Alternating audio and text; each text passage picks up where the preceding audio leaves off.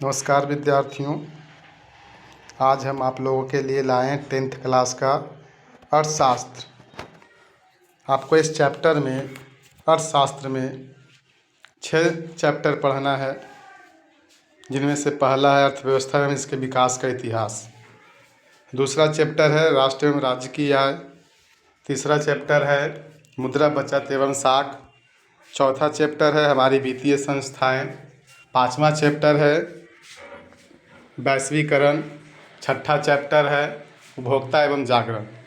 तो यहाँ पर हम आपको पहला चैप्टर अर्थव्यवस्था एवं इसके विकास का इतिहास के बारे में बताएंगे, और यहाँ से क्वेश्चन भी बहुत सारे सवाल बनेंगे। तो विद्यार्थियों से अनुरोध है कि वो ध्यान से पढ़ें और क्वेश्चन को समझे और याद करें और परीक्षा की तैयारी करें। तो चलिए हम सबसे पहले अर्थशास्त्र के बारे में बात करते हैं कि अर्थशास्त्र क्या होती है। तो अर्थशास्त्र वे सभी क्रियाएं हैं जिनसे मनुष्य अपनी आवश्यकताओं की पूर्ति करता है। यानी अर्थशास्त्र एक ऐसा तंत्र या ढांचा है जिसमें व्यक्ति बहुत सारी आर्थिक क्रियाओं को संपन्न करके अपने जीवन के मूलभूत आवश्यकताओं को पूरा करता है। तो ये फर्स्ट चैप्टर है और हम आपको शुरू से जो चैप्टर है उसी के अनुसार मैं आपको बताना यहाँ पर चाहूँगा।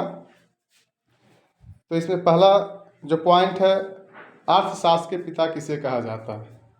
तो यहाँ पर अर्थशास्त्र के पिता एडम स्मिथ के रूप में जाना जाता है। ये आपको ऑब्जेक्टिव क्वेश्चन बनेगा कि अर्थशास्त्र के पिता किसे कहा जाता है। उसी में चैप्टर में है नीचे आगे जाके कि प्राचीन काल में भारत को क्या कहा जाता था। तो प्राचीन काल में भारत को सोने की चिड़िया कहा जाता था। प्राचीन काल में भारत बहुत ही समृद्ध था अंग्रेज़ों के आने से पहले, इसलिए हमारे देश को सोने की चिड़िया कहा जाता था। भारत को आज़ादी कब मिली? जब अंग्रेज़ों ने गुलाम बनाया, 200 सालों तक उसने हमारे देश पर आक्रमण किया, शासन किया, तो हम उससे आज़ादी छीने उससे 15 अगस्त 1947 को लड़ते लड़ते हमारे देश के नागरिक, देश के लोग जो आज़ादी के वक्त आज़ादी दिलाने में बहुत ही महत्वपूर्ण भूमिका निभाए और हमारा देश 15 अगस्त 1947 को अंततः आज़ाद हो गया। तो आपका सही जवाब 15 अगस्त 1947 है। ये ऑब्जेक्टिव क्वेश्चन है। फूट डालो और शासन करो की नीति किसने अपनाई? यहाँ पर आंसर ब्रिटिश शासन ने। हमारे देश में जब ब्रिटिश शासन आए तो उन्होंने देखा कि हमारे देश की जो व्यवस्था है, राजनीतिक, सामाजिक, हर चीज़ बहुत ठोस तरीके से था, मजबूत था। तो भारत को उसको गुलाम बनाना था, अपना उपनिवेश बनाना था। तो उसको यहाँ पर शासन करने की जो पद्धति ढूंढने लगा कि हम कैसे भारत के लोगों को विखंडित करें, अलग करें। तो उन्होंने एक व्यवस्था लाई, नीति लाई, फूट डालो और शासन करो। यानी कि लोगों में फूट डलवा दो और वहाँ पर उसको शासन कर लो। यानी लोगों को आपस में लड़ाओ और उसको अलग अलग कर लो और आप खुद से उसको शासन वहाँ पर अपना वर्चस्व जमाओ। तो अंग्रेजों ने फूट डालो और शासन करो की नीति को अपनाई। ब्रिटिश शासन के पूर्व भारत कैसा देश था? यहाँ पर उस चैप्टर में, उस किताब में जो अर्थव्यवस्था है उसमें उसके जो नीचे का पॉइंट है, तो उसमें जो क्वेश्चन बनता है ब्रिटिश शासन के पूर्व भारत कैसा देश था। तो यहाँ पर आपका जवाब होगा ब्रिटिश शासन के पूर्व भारतीय अर्थव्यवस्था कृषि प्रधान होने के बावजूद, यानी हमारा देश पूर्ण रूप से कृषि प्रधान था और उसके होने के बावजूद यहाँ उद्योग, व्यापार, यातायात, आधारभूत संरचना मतलब सड़कें, बिजली, हर चीज़ यहाँ पर लोगों को अच्छी प्रोवाइड की जाती थी। में अन्य कई महत्वपूर्ण देशों की तुलना में अच्छी स्थिति में थी। लेकिन अंग्रेजों के आने के बाद उन्होंने शोषण एवं दमनकारी नीतियों के कारण भारत की स्थिति को जर्जर बना दी। यानी जब वो हमारे देश को लूटे, दमन किए, शोषित किए, तो हम और गरीब हो गए, अशिक्षित हो गए, अंधविश्वास से भर गए, विषमता और शोषण का साम्राज्य हम लोगों को बना लिया। यानी उन्होंने हम लोगों को गरीबी में ढकेल दिया, अशिक्षित कर दिया, अंधविश्वास में विश्वास दिलाया और शोषण का साम्राज्य बना दिया। तो ब्रिटिश शासन के पूर्व भारत, हमारा देश बहुत ही अच्छा था, बिजनेस, व्यापार, उद्योग धंधा, यातायात, हर चीज़ में। लेकिन उसके आने के बावजूद सारी स्थिति को गड़बड़ा दिया। नेक्स्ट है, ब्रिटिश किस तरह की नीतियां अपनाकर भारत को गुलाम बनाया। तो ब्रिटिश शोषण एवं दमनकारी नीतियां अपनाकर भारत को गुलाम बनाया, जिससे भारत की स्थिति जर्जर हो गई, गरीबी, अशिक्षा, अंधविश्वास, विषमता तथा शोषण का साम्राज्य बना दिया। यानी ब्रिटिश जब हमारे देश में आया तो उसके पहले तो हमारी स्थिति बहुत अच्छी थी कई देशों की तुलना में, लेकिन उसके आने के बाद उसने शोषण और दमनकारी नीतियां अपनाया, जिससे भारत की स्थिति जर्जर हो गई और हम लोग गरीबी में, अशिक्षा, अंधविश्वास और विषमता तथा शोषण का साम्राज्य का शिकार हो गए हैं। नेक्स्ट है, उपनिवेश किसे कहते हैं। तो यहाँ पर कि जब कोई भी देश किसी बड़े समृद्धशाली राष्ट्र के अंतर्गत यानी देश के अंतर्गत रहता है और उसके समस्त आर्थिक एवं व्यावसायिक कार्यों का निर्देशन एवं नियंत्रण शासक देश का होता है, तो ऐसे शासित देश को शासक देश का उपनिवेश कहा जाता है। यानी इंग्लैंड उस समय समृद्धशाली देश था और वो कई देशों पर अपना राज्य जमाया, हक जमाया, तो उसमें एक भारत भी था। वो भारत आया बिजनेस व्यापार करने के उद्देश्य से, लेकिन वो भारत को गुलाम बना लिया और यहाँ का समस्त आर्थिक एवं व्यावसायिक कार्यों का दिशा निर्देशन एवं नियंत्रण अपने हाथ में ले लिया और हम उसका उपनिवेश बन गए। तो इस प्रकार जो शासित देश है को शासक देश का यानी हम लोग उपनिवेश बन गए और जो इंग्लैंड है वो उपनिवेशक कहलाया। तो यहाँ पर जवाब आपका उपनिवेश किसे कहते हैं, इसका आंसर दिया हुआ है। ऑब्जेक्टिव क्वेश्चन है, भारत कितने वर्षों तक ब्रिटिश शासन का उपनिवेश था। तो यहाँ पर आपका सही जवाब 200 वर्षों तक हो जाएगा। नेक्स्ट है, धन किसे कहते हैं। कहता है मनुष्य अपने जीवन की न्यूनतम आवश्यकताओं को पूरा करने के लिए विभिन्न तरह के आर्थिक क्रियाओं को करता है, जिसे उसको प्राप्त होता है और जिससे जो चीज़ उसको प्राप्त होता है उसे हम धन कहते हैं। जैसे मनुष्य को कोई काम करता है अपने जीवन यापन की पूर्ति के लिए कोई काम करता है तो उसको उसके बदले में कुछ दिया जाता है, उसी को धन कहते हैं। और ये धन मुद्रा के रूप में हो सकती है, वस्तु के रूप में हो सकती है। नेक्स्ट है आपका आर्थिक क्रियाएं। आर्थिक क्रिया क्या कहलाती है। हमारी वे सभी क्रियाएं जिनसे हमें आय प्राप्त होती है वह आर्थिक क्रिया कहलाती है। यानी मनुष्य जब सुबह उठता है तो किसी न किसी प्रकार का कार्य करता है ताकि वो अपने जीवन को चला सके, तो वही सभी क्रियाएं आर्थिक क्रिया कहलाती है और जिससे आय की प्राप्ति होती है।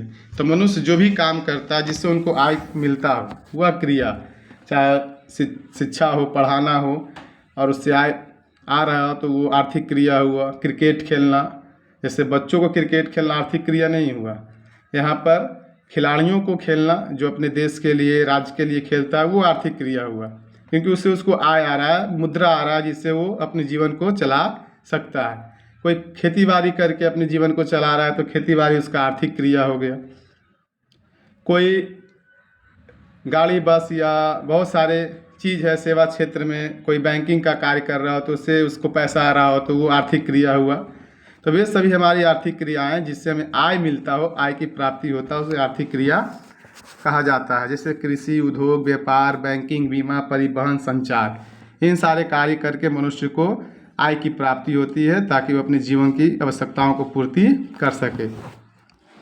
नेक्स्ट है, अर्थव्यवस्था किसे कहा जाता है। अर्थव्यवस्था एक ऐसा तंत्र या ढांचा है जिसके अंतर्गत विभिन्न तरह की आर्थिक क्रियाएं की जाती है, उसे अर्थव्यवस्था कहते हैं। तो अर्थव्यवस्था में सारी आर्थिक क्रियाओं को जोड़ लेते हैं तो वो अर्थव्यवस्था कहलाती है। यानी देश की जितने भी अर्थव्यवस्था, ये अर्थव्यवस्था किसी भी चीज़ की हो सकती है, देश का, राज्य का, अपने जिला का या घर की। तो वो सारे कार्य जिससे हमें देश में आय प्राप्त होता हो, देश से आय मिलता हो, तो वो देश की आर्थिक अर्थव्यवस्था कहलाया। जिससे राज्य को आय की प्राप्ति होती है वो राज्य की अर्थव्यवस्था कहलाया। और जिससे किसी व्यक्ति को आय प्राप्त होती है वो व्यक्ति की आर्थिक क्रिया कहलाया और वो जो जोड़ के उसको मिला वो अर्थव्यवस्था कहलाया। यानी अर्थव्यवस्था कहने का मतलब है कि जितने भी आर्थिक क्रियाएं सब कुछ समुचित रूप से जोड़ देते हैं तब हमें अर्थव्यवस्था मिलती है, यानी अर्थव्यवस्था कहा जाता है उसे। नेक्स्ट, अर्थव्यवस्था कितने तरह के कार्य को करता है। तो अर्थव्यवस्था 2 तरह के कार्य को करता है। पहला, मनुष्य की आवश्यकताओं की संतुष्टि के लिए विभिन्न प्रकार की वस्तुओं एवं सेवाओं का उत्पादन करती है। यानी मनुष्य की जो भी आवश्यकता है उसकी संतुष्टि के लिए विभिन्न तरह की वस्तुओं एवं सेवाओं का उत्पादन करती है। दूसरा लोगों को रोजगार के अवसर प्रदान करती है, यानी कि अर्थव्यवस्था हमारे देश की महत्वपूर्ण चीज़ है जिससे व्यक्ति को जीने की चीज़ें मिलती है, वो काम करती है। तो जो काम है वो किसके अंतर्गत मिलता है? वो अर्थव्यवस्था के अंतर्गत मिलता है। यानी हमारे देश में जितने भी काम हो रहे हैं वो सारा काम अर्थव्यवस्था के अंतर्गत होता है। अर्थव्यवस्था दो ही तरह के काम करती है, एक मनुष्य की आवश्यकताओं की संतुष्टि के लिए विभिन्न प्रकार की वस्तुएं सेवाओं का उत्पादन करती है, और दूसरा लोगों को रोजगार के अवसर प्रदान करती है। जब वस्तुएं सेवाओं का उत्पादन करेंगे तो रोजगार का सृजन अपने आप होता है। आर्थर लेविस के अनुसार अर्थव्यवस्था क्या है? आर्थर लेविस के अनुसार अर्थव्यवस्था किसी राष्ट्र के संपूर्ण व्यवहार से होता है जिसके आधार पर मानवीय आवश्यकताओं की संतुष्टि के लिए वह अपने संसाधनों का प्रयोग करता है, उसे अर्थव्यवस्था कहते हैं। अर्थव्यवस्था आर्थर लेविस के अनुसार किसी राष्ट्र के संपूर्ण व्यवहार से, यानी कोई भी देश हो वहाँ पर जितने भी कार्य हो जिसके आधार पर मानवीय आवश्यकताओं की संतुष्टि के लिए काम किया जाए, तो जो भी देश में संसाधन है वो मानव की संतुष्टि को पूरा करने के लिए यूज किया जाए तो वो अर्थव्यवस्था कहलाती है। हमारे प्रमुख अर्थशास्त्री आर्थर लेविस के अनुसार कहा गया है। ब्राउन के अनुसार है कि अर्थव्यवस्था आजीविका अर्जन की एक प्रणाली है, यानी अर्थव्यवस्था से लोगों को जीवन जीने का आधार मिलता है। Economy is the system of earning livelihood. दूसरे शब्दों में अर्थव्यवस्था आर्थिक क्रियाओं का एक ऐसा संगठन है जिसके अंतर्गत लोग कार्य करके अपनी आजीविका चलाते हैं। यानी आजीविका कहने का मतलब अपने जीवन की भरण पोषण, जीवन की आवश्यकताओं की पूर्ति करती है। वो विभिन्न तरह के कार्यों को करके वो ऐसे कार्य जिससे उसको आय की प्राप्ति होती है, तो वो अर्थव्यवस्था के अंतर्गत माना जाता है। संक्षेप में अर्थव्यवस्था समाज की सभी आर्थिक क्रियाओं का योग है। अगर हम इसको एक लाइन में बोले, एक शब्द में, एक वाक्य में आंसर दे तो अर्थव्यवस्था क्या है, तो समाज में जितने भी सारी आर्थिक क्रिया है उसको जोड़ देने पर हमें अर्थव्यवस्था मिलती है। अब हम पढ़ेंगे बिहार की अर्थव्यवस्था का क्या अर्थ है। अभी हमने अर्थव्यवस्था जाना, अर्थव्यवस्था किसे कहते हैं, आर्थिक क्रिया किसे कहते हैं, अर्थव्यवस्था के कितने कार्य होते हैं। अब हम अपने राज्य की अर्थव्यवस्था के बारे में जानेंगे। बिहार की अर्थव्यवस्था का क्या अर्थ है? कहते हैं बिहार की अर्थव्यवस्था का अर्थ बिहार वासियों के संपूर्ण आर्थिक क्रियाओं के अध्ययन से है, जिसके आधार पर बिहार वासियों की मानवीय आवश्यकताओं की संतुष्टि के लिए व्यवहार के साधनों का प्रयोग किया जाता है। यानी अभी हम बताए थे कि अर्थव्यवस्था किसी भी राज्य या देश से जोड़ो तो वो उसकी अर्थव्यवस्था बन जाती है। हम अपने राज्य बिहार की अर्थव्यवस्था को जोड़ेंगे तो बिहार वासियों के संपूर्ण आर्थिक क्रिया के अध्ययन से होगा, जिसके आधार पर बिहार वासियों के मानवीय आवश्यकताओं की संतुष्टि के लिए बिहार के साधनों का प्रयोग करेंगे। यानी बिहार में जो भी साधन है जैसे मिट्टी, हवा, पानी, जल, ये सारी संसाधन है, जंगल, तो इनको यूज मनुष्य की आवश्यकताओं की पूर्ति करने के लिए करेंगे तो ये हमारी बिहार की अर्थव्यवस्था बन जाएगी। और भी खनिज व्यवस्था, ये सारी कृषि, ये सब संसाधन है जो मिट्टी पर हम करते हैं। अर्थव्यवस्था के अंतर्गत किस स्थान पर है, यानी भारत देश हमारी अर्थव्यवस्था के कौन से स्थान पर है, दुनिया में कितने स्थान पर, कैवे स्थान पर है? तो भारत दुनिया की 5वीं अर्थव्यवस्था है, यानी उससे हमारे देश से और भी 4 देश अर्थव्यवस्था में बहुत आगे है। जापान, संयुक्त राज्य अमेरिका, चाइना, रूस, ये सब जो कंट्री है हमारी अर्थव्यवस्था से बहुत आगे है और हम 5वें स्थान पर हैं। अर्थव्यवस्था के कितने संरचना या ढांचा है, इसमें हम अर्थव्यवस्था के संरचना के बारे में पढ़ेंगे, कितने प्रकार के होते हैं, उसके प्रकार के बारे में पढ़ेंगे कि कई तरह के होते हैं। यहाँ पर हम अर्थव्यवस्था के चीज़ों को अध्ययन करेंगे और अपनी परीक्षा की तैयारी करेंगे। तथा अर्थव्यवस्था के कितने संरचना या ढांचा है।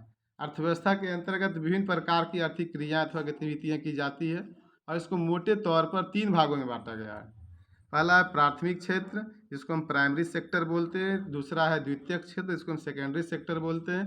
तीसरा है तृतीयक क्षेत्र या सेवा क्षेत्र, जिसको हम टर्शियरी सेक्टर और सर्विस सेक्टर भी कहते हैं।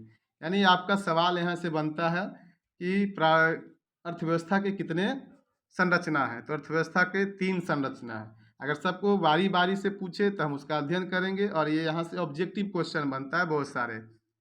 मतलब प्राथमिक क्षेत्र, प्राइमरी सेक्टर क्या है, तो प्राथमिक क्षेत्र को कृषि क्षेत्र भी कहा जाता है। जैसे कृषि, पशुपालन, मछली पालन, जंगलों से वस्तुओं को प्राप्त करना जैसे व्यवसाय आते हैं। यानी प्राथमिक क्षेत्र में कौन कौन से कार्य आते हैं, तो प्राथमिक क्षेत्र में कृषि कार्य आते हैं, पशुपालन कार्य आता है, मछली पालन कार्य आता है, जंगलों से वस्तुओं को प्राप्त करना, इस तरह के व्यवसाय हमारे प्राथमिक क्षेत्र में आते हैं। यहाँ से क्वेश्चन दो तरह से बनता है, दो तरीके से, कि प्राथमिक क्षेत्र किसको कहा जाता है। तो कृषि क्षेत्र को प्राथमिक क्षेत्र कहा जाता है। दूसरा है कि प्राथमिक क्षेत्र को क्या कहा जाता है, सॉरी, प्राथमिक क्षेत्र को, तो यहाँ पर कृषि क्षेत्र कहा जाता है। या आपका सवाल ऐसे पूछ देगा कि कृषि किस क्षेत्र में आता है, पशुपालन किस क्षेत्र में आता है, मछली पालन किस क्षेत्र में आता है, तो प्राथमिक क्षेत्र में आता है।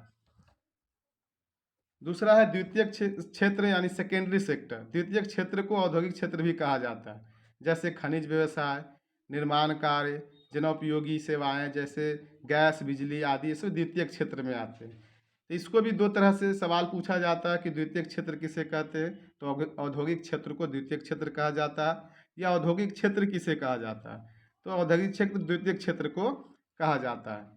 या उसका जो एग्जाम्पल है, उदाहरण है, जैसे खनिज पूछ देगा, खनिज व्यवसाय, निर्माण कार्य किस क्षेत्र में आते हैं, तो यहाँ से आपका आंसर बनेगा द्वितीयक क्षेत्र में आते हैं।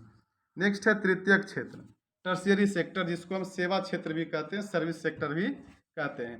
तृतीयक क्षेत्र को सेवा क्षेत्र भी कहा जाता है। तृतीयक क्षेत्र की क्रियाएं प्राथमिक एवं द्वितीयक क्षेत्र की क्रियाओं को सहायता प्रदान करती है, इसीलिए सेवा क्षेत्र कहा जाता है। यानी तृतीयक क्षेत्र का काम है प्राथमिक और द्वितीयक क्षेत्र को सेवा प्रदान करना, उसको करना, आगे ले जाना। जैसे बैंक एवं बीमा, परिवहन, संचार एवं व्यापार आदि तृतीयक क्षेत्र में आते हैं। अब हम आगे पढ़ेंगे अर्थव्यवस्था के प्रकार। जितने भी देश है दुनिया में, उन देशों में हर एक देश में अर्थव्यवस्था है, और उसी से देश के लोगों को रोजगार मिलता है और देश की तरक्की होता है। तो हर एक देश में किस तरह की अर्थव्यवस्था अपनाया है, बहुत सारे कंट्री है, बहुत सारे देश है, तो देश में कौन कौन सी अर्थव्यवस्था है जिससे वो अपने देश को आगे या लोगों को रोजगार देने की काम कर रहा है। विश्व में निम्न 3 प्रकार की अर्थव्यवस्था पाई जाती है। दुनिया के जितने भी देश है, जितने भी कंट्री है, उसमें मुख्यतः 3 प्रकार की अर्थव्यवस्था पाई जाती है। पहला पूंजीवादी अर्थव्यवस्था, जिसको हम कैपिटलिस्ट इकोनॉमी बोलते हैं। दूसरा समाजवादी अर्थव्यवस्था, जिसको सोशलिस्ट इकोनॉमी बोलते हैं। तीसरा मिश्रित अर्थव्यवस्था, जिसको मिक्स्ड इकोनॉमी बोलते हैं।